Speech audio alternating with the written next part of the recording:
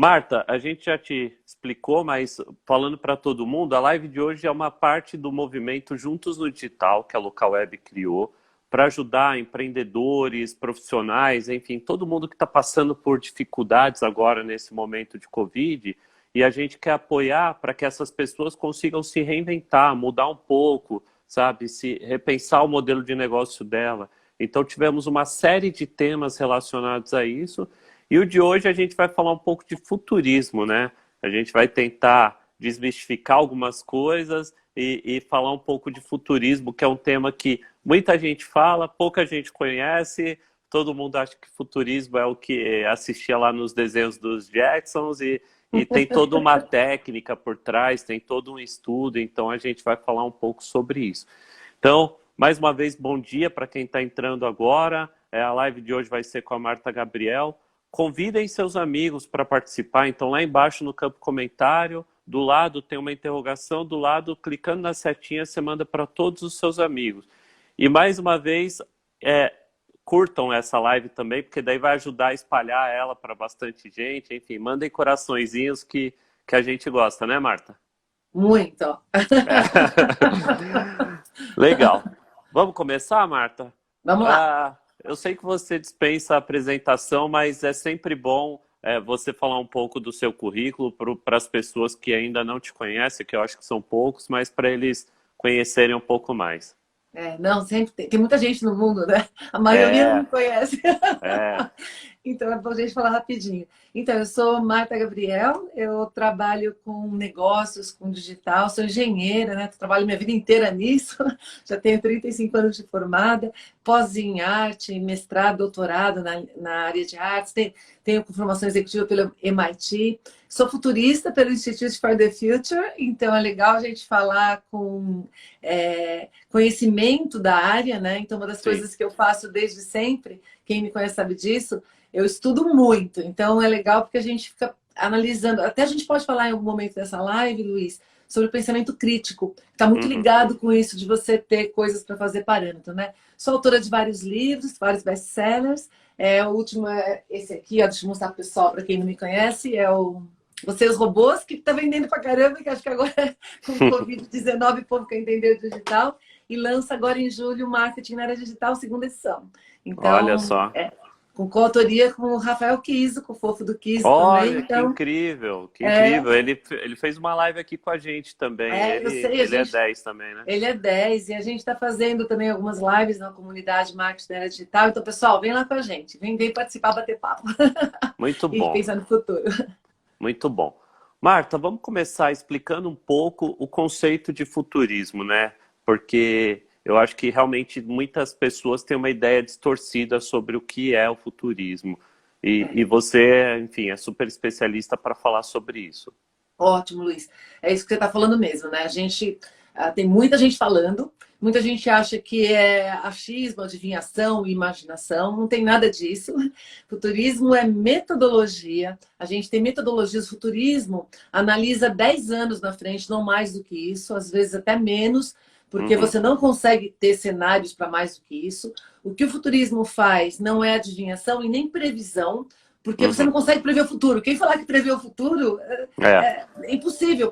O futuro não, ele tem muitas incertezas.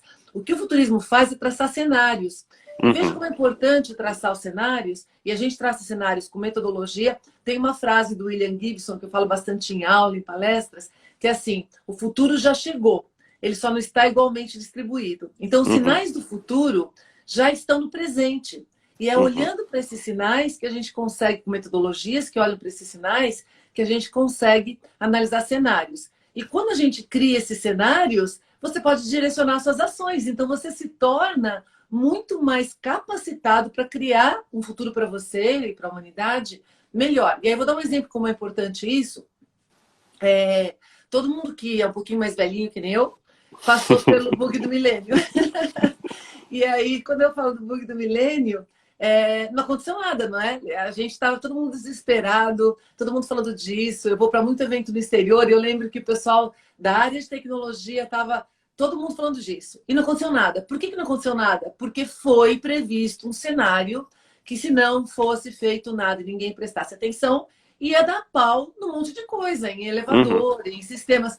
Então, percebam como é importante a gente prever os cenários ruins, inclusive, porque eles ajudam a gente a não ir para lá, a gente escolher Entendi. um cenário melhor. Então, é por Entendi. isso Se que é preparar, né, para que passe da melhor maneira possível, né? Como foi o bug isso. mesmo. Exatamente. Então, você se prepara, você amplia, né, Luísa? A gente fica com uma visão mais ampla para que a gente possa traçar caminhos. Então, até Uhum. tem uma dica para as pessoas, né? Não dá para a gente falar de todas as metodologias, mas tem uma dica muito bacana para você se preparar um pouco melhor para o futuro. E aí já vai com uma dica prática mesmo, não importa o seu tamanho, não importa se você é recém-formado ou se você já é super, hiper, mega blaster experiente, que é o seguinte: toda vez que alguma coisa nova entra, pode ser tecnologia, pode ser qualquer coisa. A novidade, aquilo que acabou de acontecer, sempre ela entra com um discurso de que aquilo é bom ou de que aquilo é ruim. É sempre assim, né? Uhum. Ah, Uhum. então alguém entra, inteligência artificial, porque vai resolver a vida das pessoas. Ou então, inteligência artificial vai acabar com o trabalho. Então, sempre tem um discurso que é bom ou ruim. Como que a gente faz? Em futurismo, ou qualquer pessoa que tenha pensamento crítico, né? A gente sempre procura ver mais um outro cenário que seja o oposto. Então, por exemplo, estão falando que isso aqui é bom, o que isso aqui pode prejudicar, o que isso aqui pode ser de ruim? Toda coisa Uhum. tem pelo menos um lado bom e um lado ruim. Mas se você ainda tiver olhando só um lado bom e um lado ruim, você está com a mente estreita. Porque Uhum. normalmente as coisas, quando entram no mundo, elas têm vários lados bons e vários lados ruins. Então, o exercício que eu quero que as pessoas façam é 5 coisas boas e 5 ruins. Dá trabalho, gente. E você vai Uhum. perceber que para você observar, para você analisar, pensar e ver sinais para 5 coisas boas e 5 ruins, você vai precisar colaborar com os outros. Tem que perguntar para mais gente da área. Você não consegue Uhum. achar esses sinais sozinhos, né? Então Uhum. perceba como a gente amplia o nosso leque de percepções quando para tudo na vida da gente a gente tem esse pensamento. Então, se você pensar agora no Covid-19, logo no começo da quarentena, logo no começo da pandemia, eu fiz café filosófico, eu fiz live com a HSM, falando já sobre esse cenário. E aí a gente falava que crise é um exemplo disso. A crise, pensa aí, 5 coisas ruins ela vai trazer. Lógico que Sim. vai, impacta. Mas vai trazer 5 coisas boas. Ou talvez mais coisas boas, 10, 20, 30. Uhum. Então, esse modo de pensar faz com que a gente... Ou ao contrário, né? Quando o pessoal fala que é muito bom uma coisa, não, o que mais de ruim que tem? Como é que eu evito isso? Uhum. Então, só isso eu acho que já vale a dica sobre futurismo para qualquer coisa que você pensa na sua vida. Não importa o que seja. Você se formou, vai ter um monte de coisa boa, mas vai ter um monte de coisa ruim. Você tem Sim, um sim. monte de outras coisas que você não fazia antes e vai dar trabalho. Então, basicamente, eu acho que é isso. Pensando nesse cenário agora de Covid, obviamente tem um monte de coisas ruins, pessoas perdendo emprego, pessoas morrendo, enfim.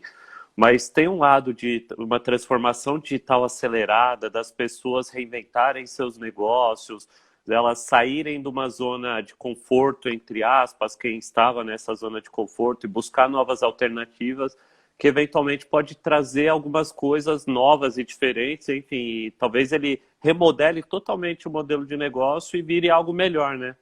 E a gente começa a enxergar também, Luiz, coisas que não estavam funcionando. A gente está vendo quebrar um monte de coisa, porque eram Uhum. estruturas frágeis. Até a gente pode trazer nessa nossa análise, né? A gente fala de VUCA, eu adoro falar de VUCA, porque a VUCA é um termo antigo, dos anos 90, que veio do exército americano, mas um monte de gente começou a dizer que VUCA já era, que é pós-VUCA, e não é, a gente está vivendo uma muvuca, né? Eu costumo brincar que é tão VUCA, que é uma muvuca, de tão VUCA. E quanto mais o cenário é incerto, volátil, complexo e ambíguo, mais eu preciso prestar atenção nas coisas que podem ser caminhos para o futuro. Por isso que a gente está falando disso. E uma Uhum. das coisas legais de quando a gente tem crise é que ela revela, ela expõe as fragilidades. Então, VUCA é um cenário frágil. E aí eu gosto muito do livro do Taleb, dos conceitos que o Taleb traz, do antifrágil. Então, todo mundo que está aqui com a gente, uma das análises que a gente tem que fazer pode ser você na sua vida e pode Uhum. ser a sua empresa. Então, existem pessoas que são frágeis, qualquer soprinho a pessoa já desmorona. E tem pessoas que são resilientes, que por mais que venha a crise, ela aguenta o baque e continua. E tem pessoas que são antifrágeis, que elas crescem com a crise. E aí, um exemplo que eu dou disso, eu gostava muito de assistir os jogos de basquete, a Hortência.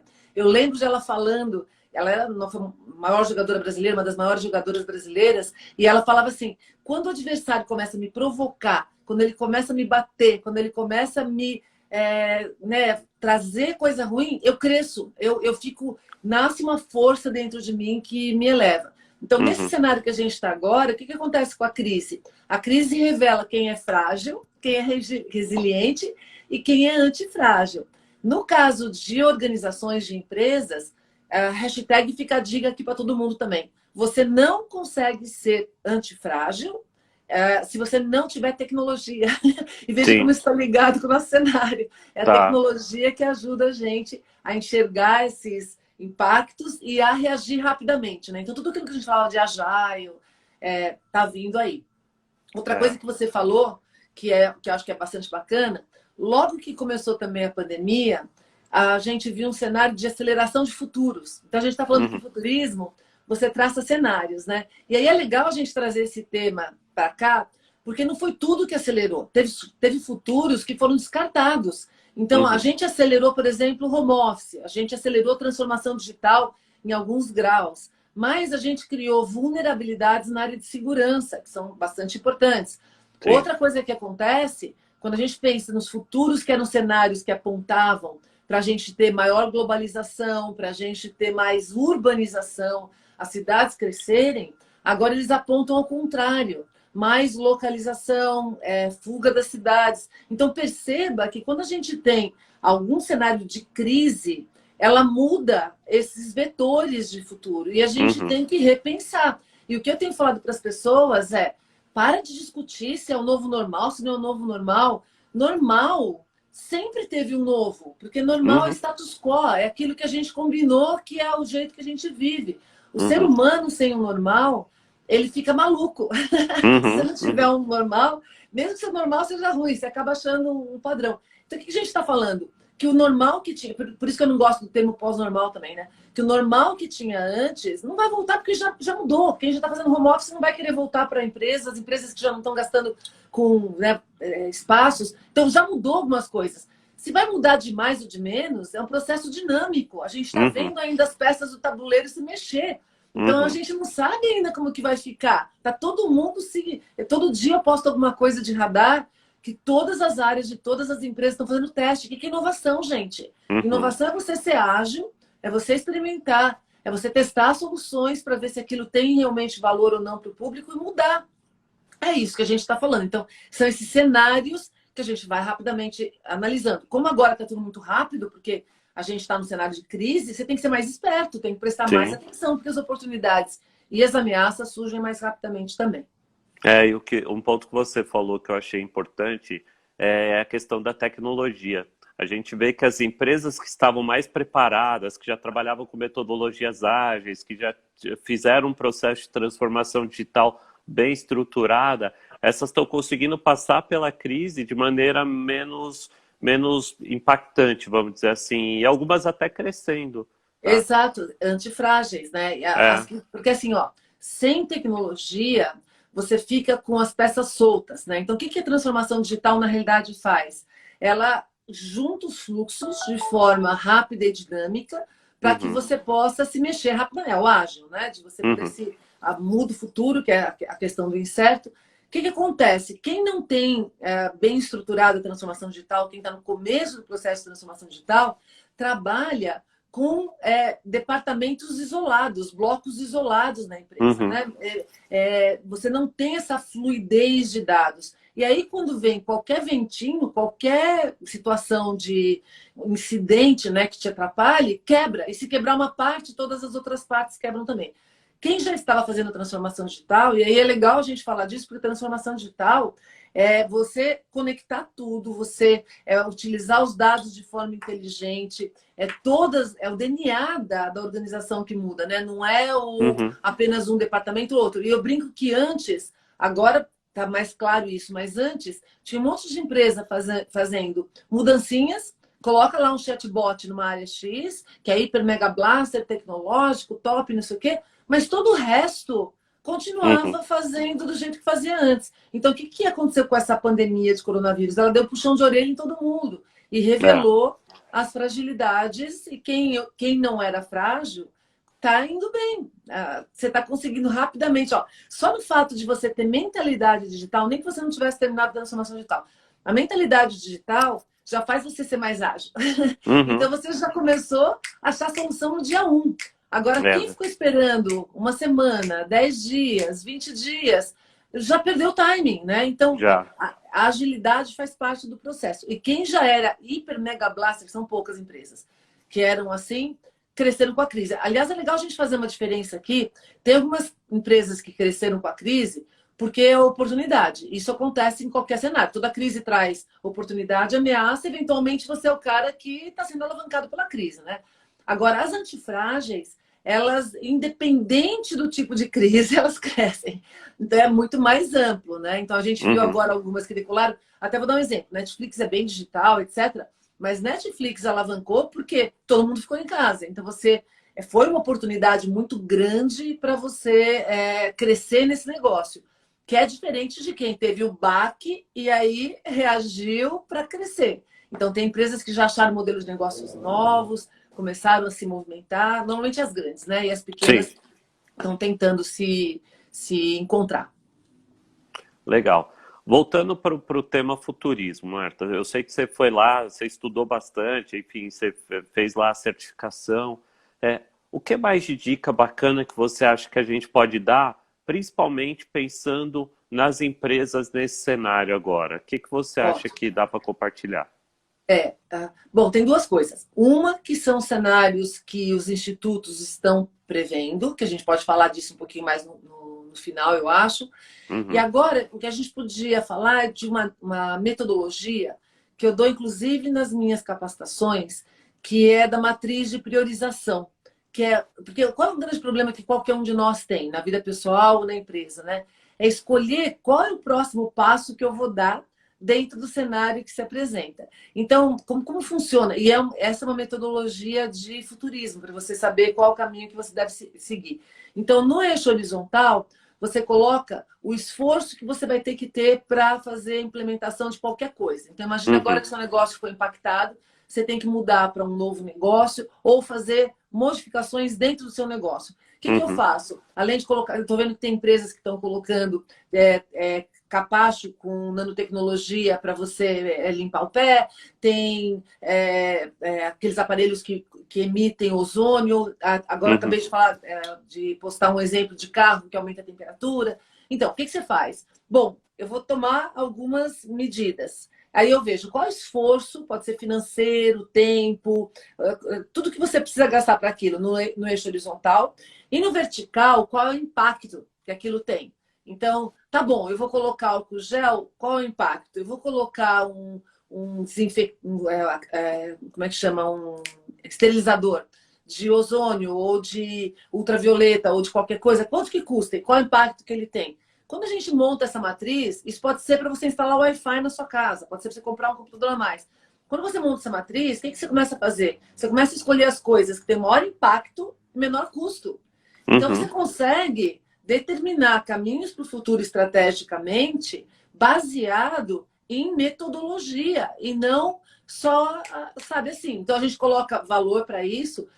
O Pareto é um pouco isso, né? Se a gente pensar na lei de Pareto, 20% dos seus clientes te dão 80% do resultado. Então, 20% das suas ações dão 80% do resultado. Nesse cenário que a gente está, quanto mais complexo ele é e quanto mais incerto, mais eu preciso fazer isso, porque tem muita coisa que eu posso fazer e tem muita coisa que dá impacto maior ou menor. Com isso, eu consigo enxergar o cenário para eu ter uma otimização de recursos. Para o pequeno, isso é ouro, né? Eu faço isso direto com todos os tipos de ação que eu vou criar. Tá bom, vou criar um curso de tal área. Qual o impacto que isso tem? Quanto que custa? Qual é? E aí você começa a analisar que curso que você cria, ou se você faz algum outro tipo de coisa, se você começa a dar mais consultoria. Estou falando da minha área, tá? Mas aí cada um aí... Eu sou pequena, né, gente?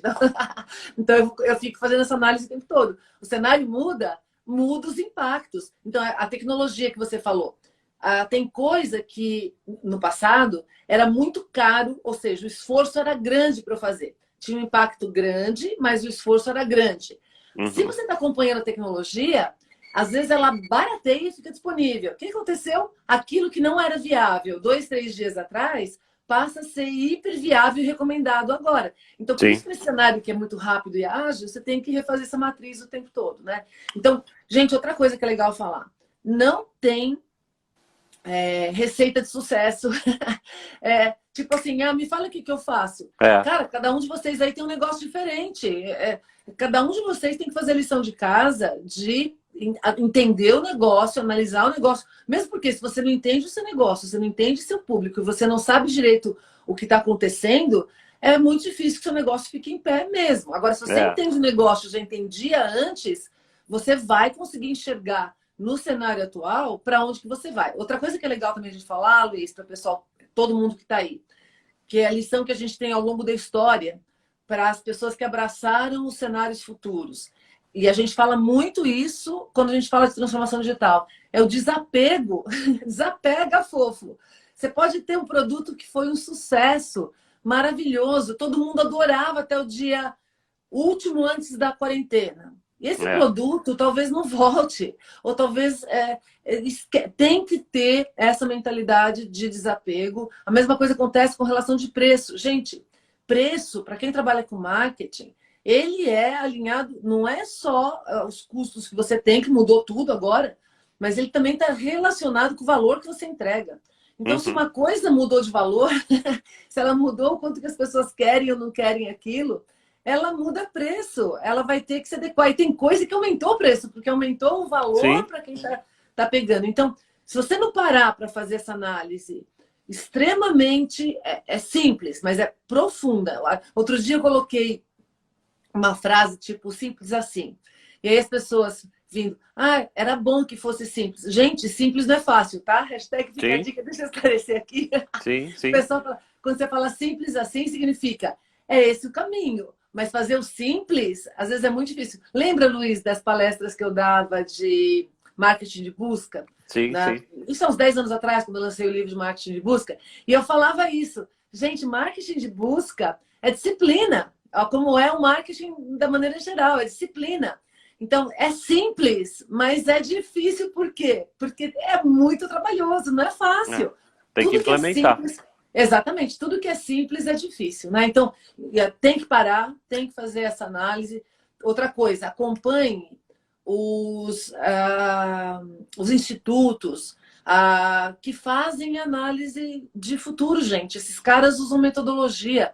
A gente não consegue fazer sozinha essa análise, porque eu preciso dos outros players. Por exemplo, se eu quiser fazer um estudo do futuro do livro, ou o futuro da agronomia, ou o futuro da educação, eu tenho uma visão limitada disso. Eu sou professora, já fui aluna, mas eu não sou dona de universidade. Eu não escrevo livros de ficção. Eu não tenho como público criança. Então, para você traçar futuro, é uma coisa bem legal isso, porque está previsto que nosso futuro é cada vez mais colaborativo, porque o mundo é complexo. Eu preciso dos outros, eu preciso colaborar com outros. Então, se você é pequeno, vai para a associação, para os seus pares. Se você tem uma padaria, vai falar com os outros padeiros, que eles estão com a mesma dor que você. E aí, juntos, a gente começa a ter uma visão mais ampla do que são esses cenários futuros. Então, quando você vê os estudos hoje, várias das grandes consultorias do mundo têm departamentos de estudo de futuro, né? Então, BCG, McKinsey, Deloitte, todas essas, Accenture, todas elas têm esses estudos. Universidades têm esses centros de estudo também. O Fórum Econômico Mundial, várias organizações, as universidades aqui no Brasil, cada uma na sua área. E aí, o que você faz? Você, pegando esses cenários que eles traçam, você se localiza e vê o que se aplica para você ou não, porque a gente tem coisa que é bem Brasil, né? Bem relacionado com a gente. Então, algumas coisas que a gente já tem certeza que vão acontecer, né, desses cenários que eles apontam, a gente não sabe exatamente como vai acontecer, mas que vai acontecer, pode ser uma oportunidade para quem está aí. Uma delas é todas as pessoas começam a ter uma consciência maior sobre pandemia e saúde pública. Então, essa é a primeira pandemia, gente, pensa nisso, né? Eu fico pensando, logo que começou essa pandemia, eu falava assim, mas o que ela tem de diferente das outras? Por que nas outras a gente não ficou em casa? E por que eu começo a analisar dados, né? E uma das coisas que essa pandemia tem diferente das outras, que foram muito contagiosas na história da humanidade, é que tem mídia. E as pessoas realmente entenderam e você propagou educação. Aliás, todo mundo sabe que é exponencial agora, né? Não precisa explicar mais. Todo mundo aprendeu rapidamente que é exponencial. Então, as pessoas entenderam. E a partir da hora que você entendeu que um morador de rua, ele também é problema seu e que a gente, como sociedade, tem que resolver a saúde como um todo, que não tem saúde privada e saúde pública. Tudo é saúde pública e todos os lugares têm garantia saúde pública. A gente passa a ter um cenário pós-quarentena que é diferente do anterior, onde as pessoas estão preocupadas, sim, se elas estão sendo contaminadas ou não. Ah, Marta, mas tem um monte de gente que chega para mim e fala assim, mas vai sair a vacina já já. Eu falei assim, gente, essa vacina é de um vírus. Assiste os documentários que a gente tem sobre pandemias, tem milhões de vírus que a gente não conhece. Então, a menos que surja uma vacina universal, que depende de tecnologia, CRISPR, para você poder implementar e fazer edição genética, a menos que surja isso, a nossa consciência de que uma pandemia pode estourar a qualquer momento, contaminar o planeta, é muito grande. Então, imagina a oportunidade que tem nesse mercado. Tem um monte de ameaças, porque todo mundo aí que tem... Se tem um restaurante fofo, você tem que garantir a segurança dos seus colaboradores, você tem que garantir que tudo está descontaminado, que as pessoas podem realmente frequentar sem ter nenhum tipo de preocupação, porque senão elas não vão, simples assim. Hotel igual. Então, todo mundo que tem algum tipo de atendimento de público, contato com o público, que vai continuar dependendo de um contato físico, vai entrar na low touch economy, que é o que a gente... Essa é uma das grandes tendências, quem não sabe o que é, procura lá, que é a economia de baixo contato.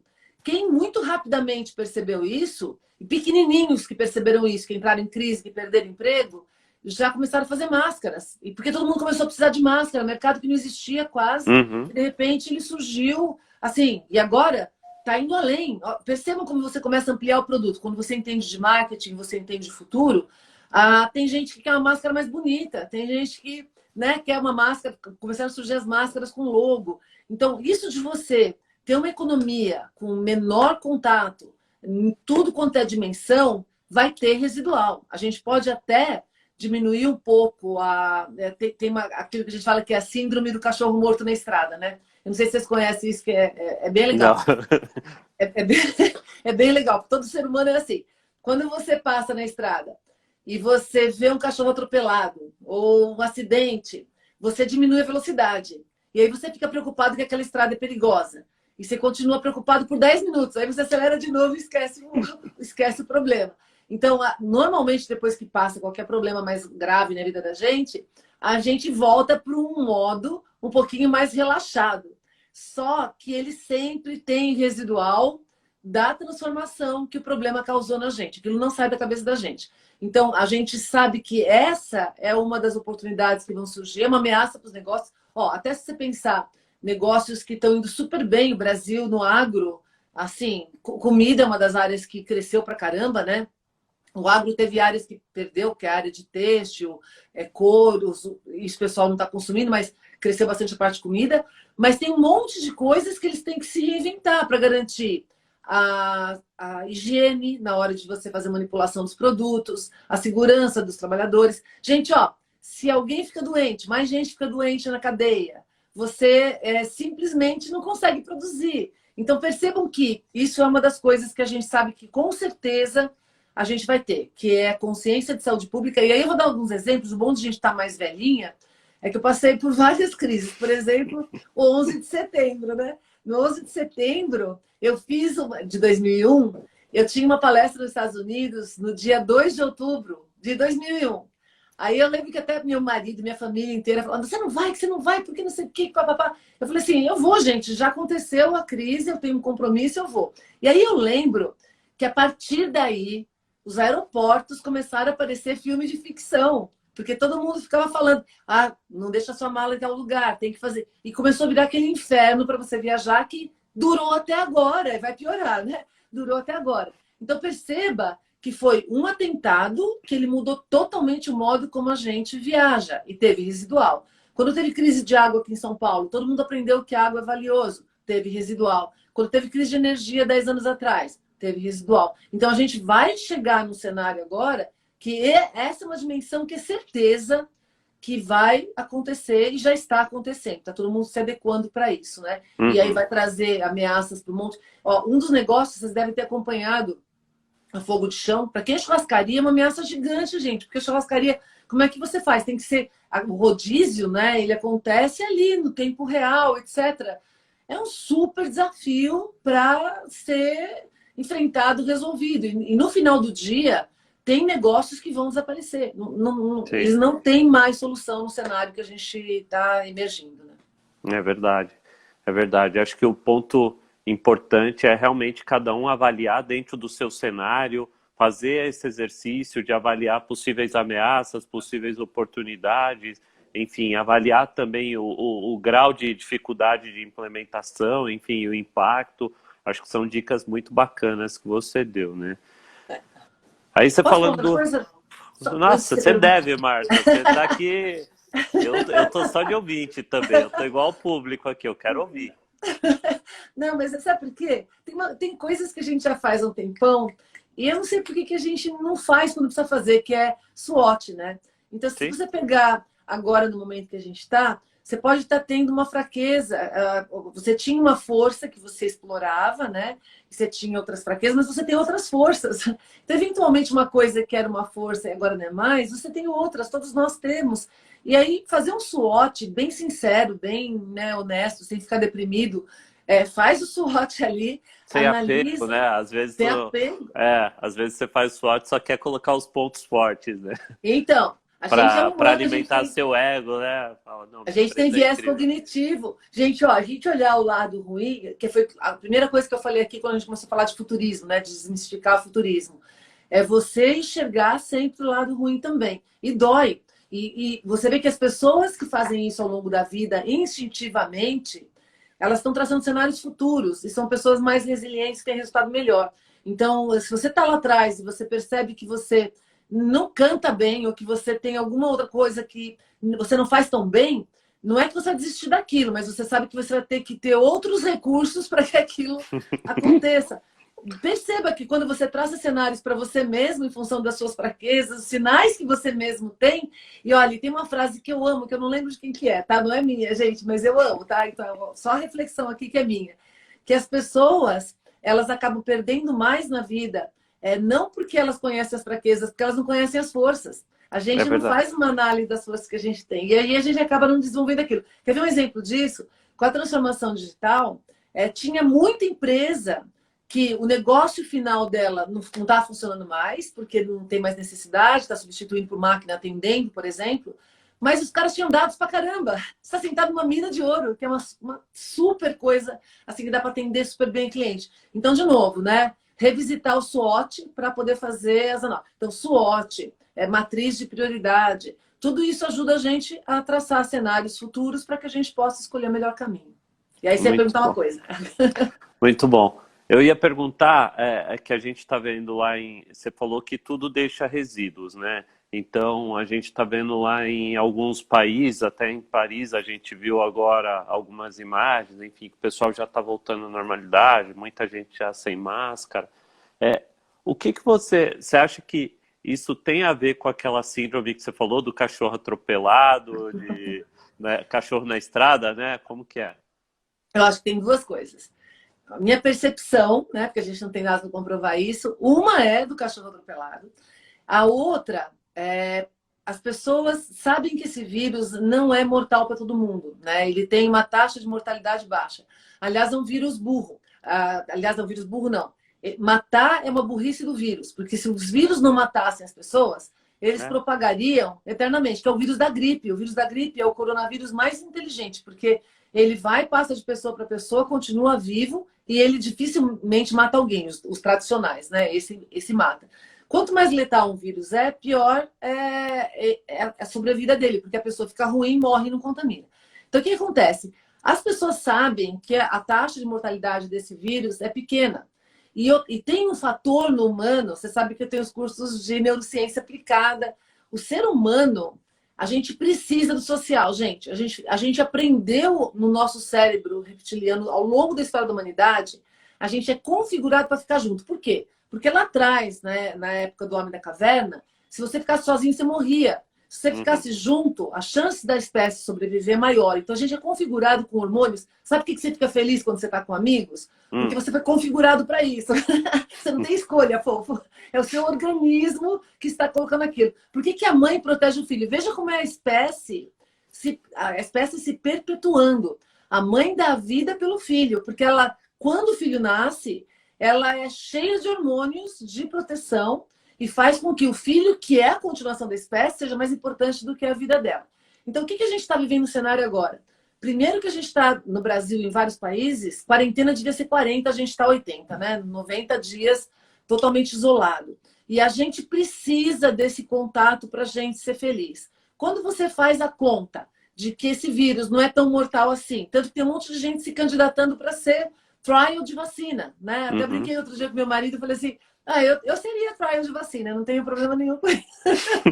Até eu passei minhas férias do começo do ano, a gente passou dia 1 de janeiro, 2 de janeiro a gente estava em Hong Kong. A gente fez um cruzeiro que saía de lá e cheio de chinês, gente. E do nosso grupo de amigos que estavam viajando junto, 2 ficaram gripadíssimos.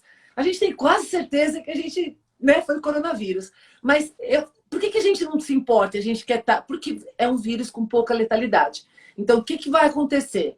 Como acontece, o que eu imagino que vai acontecer? Gente que não vai ligar, vai dar um foda-se, vamos falar português, claro. E eu quero abraçar, chega essa máscara chata que não deixa eu correr, o negócio me incomoda. Vai usar só porque a lei vai pedir para usar. Tem lugar que você não vai poder entrar sem máscara, sinto muito, você vai ter que obedecer. Só isso já muda o comportamento também. E vai ter gente que vai ficar neurótico, não vai querer encostar em nada, porque vai ter medo de um outro vírus. Então, gente, não existe, quando a gente tem cenários complexos, não existe solução simples, que a pessoa rapidinho vai para cá fácil, ou eu sou isso, eu sou aquilo. A gente vai ter todas essas nuances. Essas nuances, elas também variam de país para país. Eu estava vendo, por exemplo, no Japão, que a cultura já tem de você não entrar de sapato em casa, de você ter o cumprimento no Japão não é de dar mão, é de você fazer uma reverência.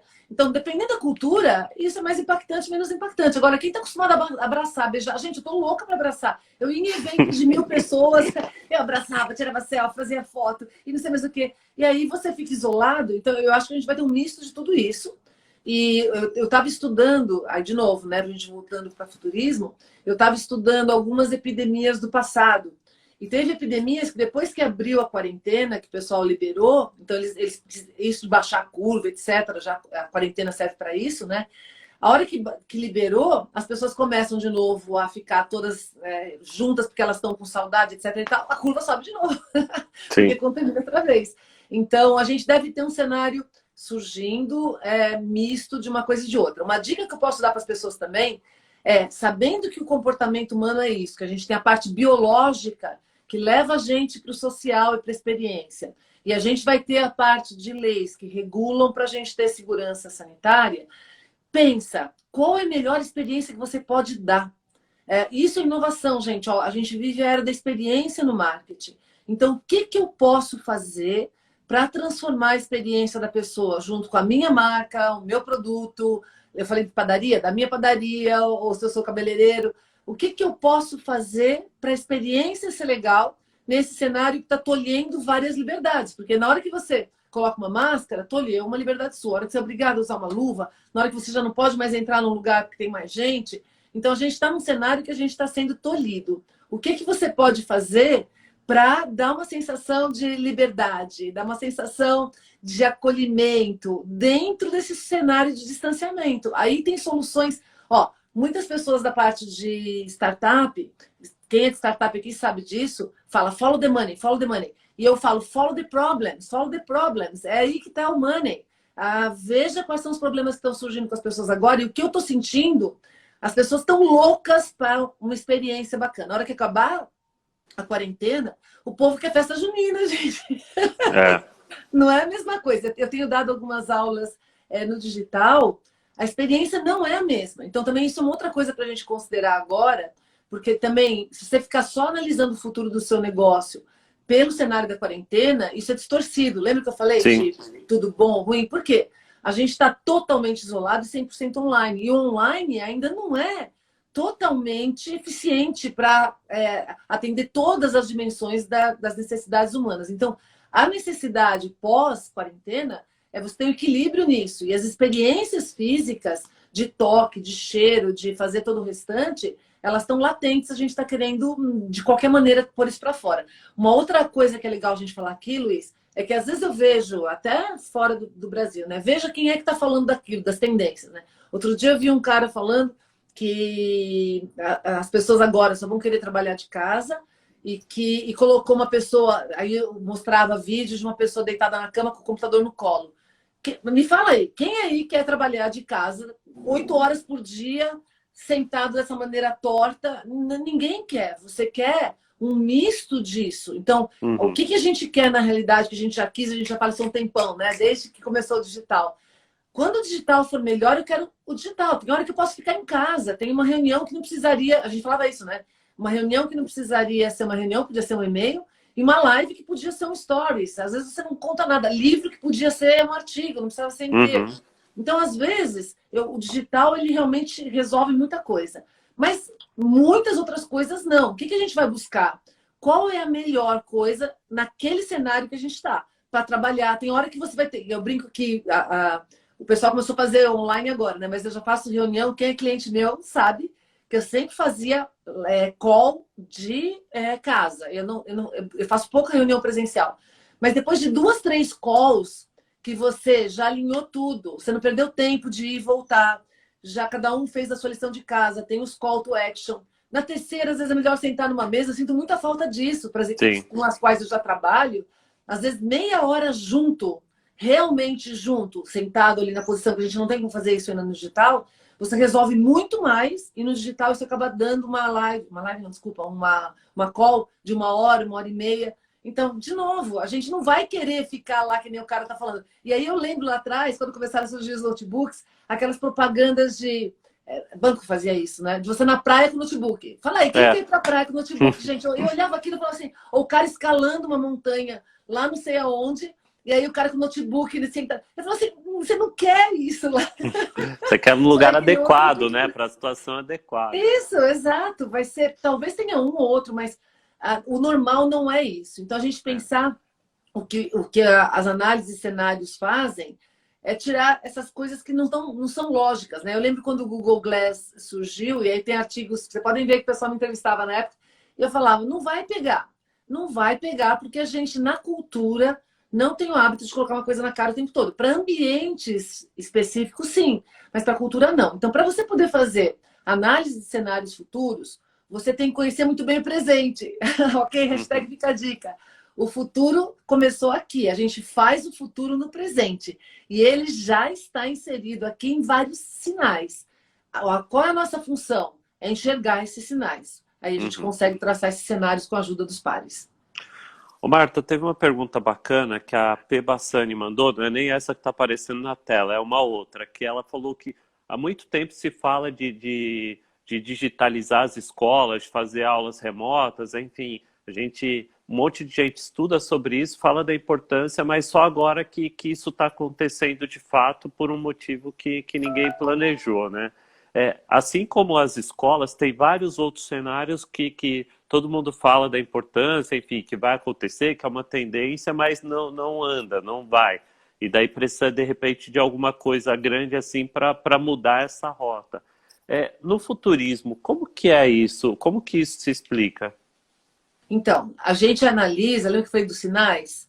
A gente tem sinais de coisas que são prováveis. Apesar de o cenário de pandemia, transformação digital era um dos sinais, tanto que a gente não enjoava de dar palestra de transformação digital. As escolas sabiam que tinham que ter a transformação. Mas quando a gente fala dos sinais, o cenário de pandemia, o ser humano também não gosta, mesmo sabendo quais são as consequências todas, era um cenário que era previsto, a gente pode ver os vídeos do Bill Gates, etc. Ninguém gosta de analisar ou pensar naquilo, o humano foge de pensar nesse cenário, que já não era pensado. Mas quando a gente via antes disso, já tinha cenários que apontavam, não para educação 100% online, que nem está sendo agora, mas para cenários híbridos. Tanto que escolas, tem um case que é super legal, que inclusive eu trabalhei com eles em vários momentos, que é do Colégio Bandeirantes, eles viraram digitais muito rapidamente, porque eles já estavam, e eles não são escola digital, são escola física. Então, as Uhum. escolas que já estavam com estrutura digital, se preparando para o digital, analisando inclusive as resistências que existem para o digital, elas conseguiram rapidamente, de forma ágil, virar a chave. As que não prestavam atenção antes tiveram que sofrer com esse cenário. Só que assim, ó, perceba, é legal essa pergunta, porque todo mundo teve que se virar nos 30. Quem não se virou nos Uhum. 30 saiu, não é mais professor, não tem mais a escola, né? Teve que se virar. Mas foi de uma forma que não é melhor para todo mundo, gente. Se você pegar, por exemplo, uma criança que é pequenininha e ela continua tendo aula, essa criança está no desenvolvimento do contato pessoal, ela está no desenvolvimento das habilidades de socialização, ela está num outro estágio, que é diferente de um Uhum. cara que está estudando para o vestibular, ou próximo de chegar num curso superior, ou já tem uma autonomia maior. Então, quando a gente fala desses processos, eles aceleraram, mas de uma forma muito ruim para alguns. E para outros, deu à luz que quando terminar isso, a gente volta. Mas para você ver como a gente já tinha sinais, tem alguns sinais que a gente considera. Um deles é legislação. Muitas das coisas que eu queria fazer antes, eu dou aula em MBA já, sei lá, 15 anos. E trabalho com digital minha vida toda, né? Desde que tem digital, estamos aí. E aí, um aluno de MBA, que é um cara que normalmente é executivo, às vezes ele estava, sei lá, em Nova York, não podia assistir aula online porque a lei não permitia a presença dele. E às vezes você tinha poucas aulas, o cara reprovava e ele poderia estar, que nem a gente está fazendo agora. Então, Sim. perceba, do dia para a noite teve que mudar a lei. Então, a gente começa a ver, quando a gente fala de, por exemplo, futuro do trabalho, é uma das coisas que mais se fala agora. Futuro do trabalho está totalmente ligado com o futurismo. Quando a gente fala do futuro do trabalho, quais são os cenários que a gente tem para cada atividade? Primeiro que não é uma profissão que é substituída, são atividades que são substituídas. E como é que eu analiso se essa atividade pode ser a probabilidade, vai, do cenário de ela ser substituída num curto prazo ou não? O primeiro é custo. E aí vem aquela matriz que eu falei, né? Quanto Uhum. que custa para você automatizar isso? Enquanto for mais caro automatizar, as pessoas continuam usando mão de obra que é mais barato. Por isso que de país para país muda o nível de automatização. O segundo fator é a escassez. Mesmo que seja caro, se eu não tenho colaborador para fazer aquilo, não tem pessoas que façam, eu automatizo, crio Uhum. tecnologia que entra naquilo. Isso dá cenários futuros até para a gente saber para onde que tem a tecnologia. Isso aconteceu agora com os robôs. Por causa do distanciamento social, deu uma puta acelerada nos robôs, porque eles entregam coisas, não contaminam.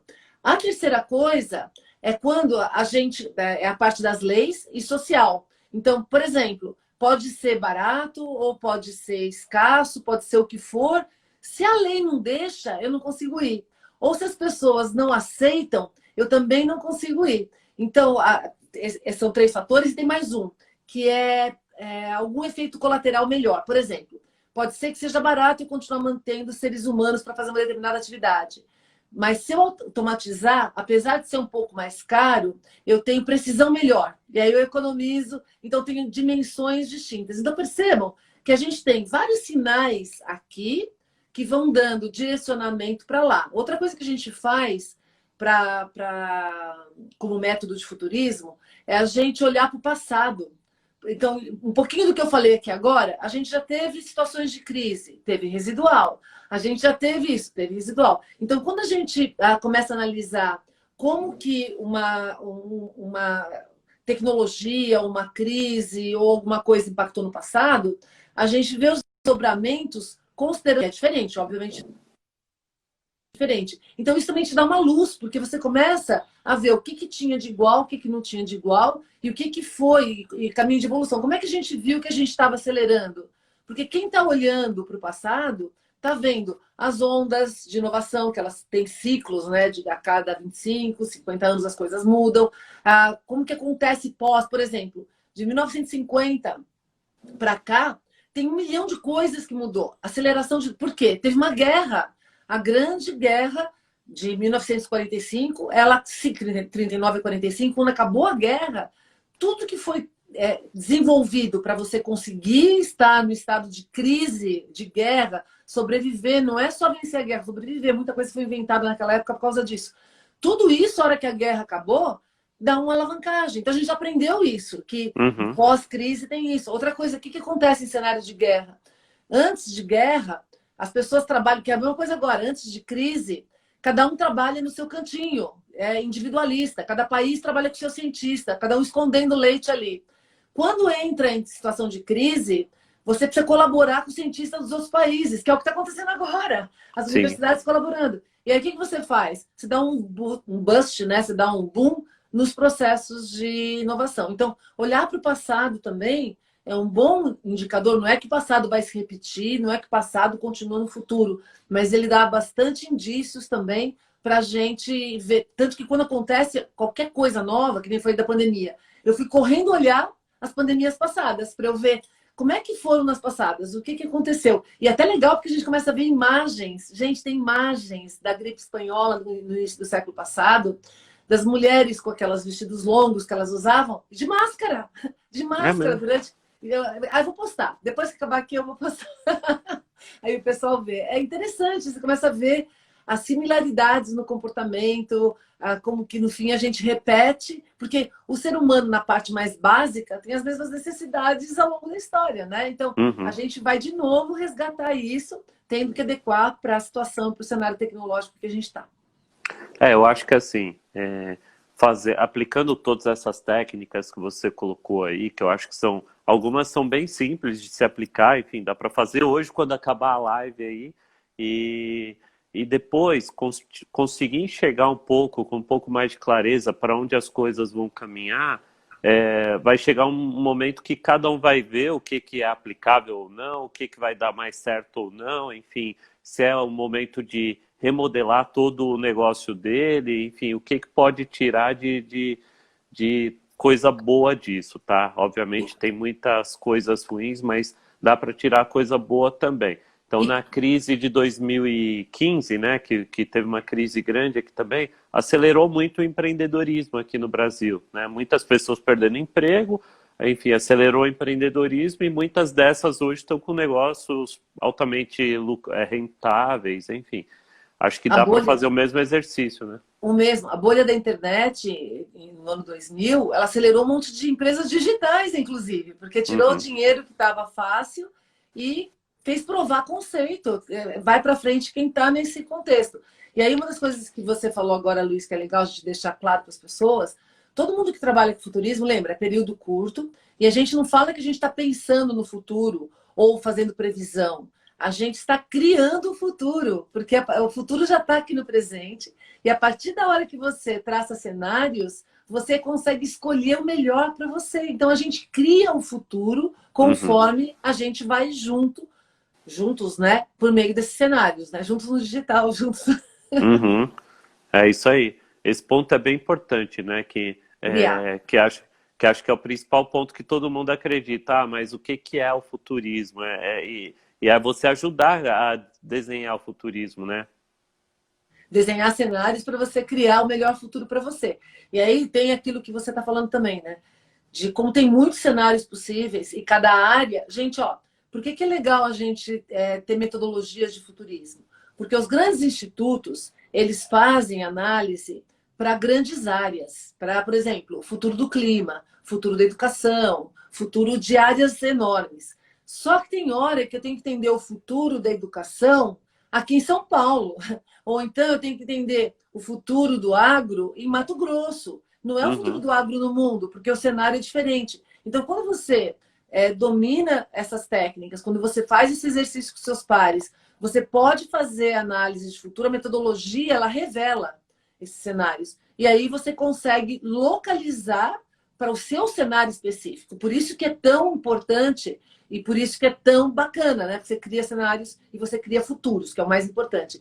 E outra coisa que é legal também dizer, a gente não falava quase de futurismo. Se você pegar, por exemplo, o Institute for the Future, tem 50 anos. Pra você ter ideia, o Paul Baran, que a gente fala tanto de mídias sociais, é um dos fundadores do Institute for the Future, né?